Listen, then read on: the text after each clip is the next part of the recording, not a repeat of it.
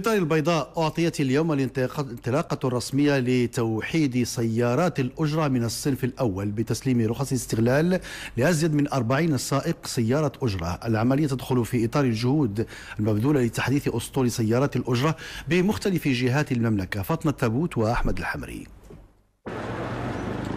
هي الدفعة الأولى لتوحيد سيارات الأجرة من الصنف الأول بولاية الدار البيضاء الكبرى، والتي شملت أزيد من 40 سيارة شرع في استعمالها الفعلي منذ شهر بعد أن استفاد مشغلوها من المنحة المخصصة للغرض والبالغ قيمتها 80,000 درهم. العملية تدخل في إطار استراتيجية النهوض بقطاع النقل وتحديث أسطول سيارات الأجرة.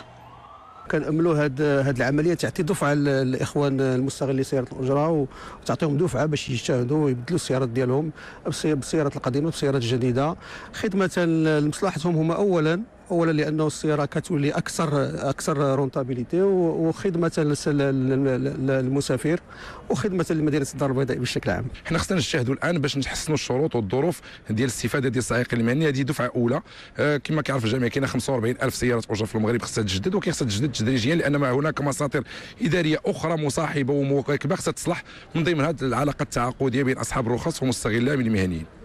المستفيدون استحسنوا المبادرة التي أطلقت منذ 18 من شهر يوليوز من سنة 2014، لكنهم يرغبون في تعديلات بخصوص السيارات المحلية الصنع من أجل نقل المواطنين في ظروف تستجيب لشروط الراحة المطلوبة.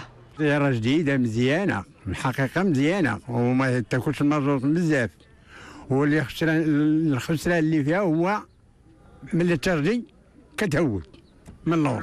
شنو خصها؟ خاصها الفرصة الرسولة ديالها. هي دفعة أولى، والأسطول بالجهة يضم أزيد من 6400 سيارة. تجديده مساهمة في الحفاظ على جودة الهواء والحد من حوادث السير داخل المدار الحضاري، إضافة إلى الرفع من جودة الخدمات.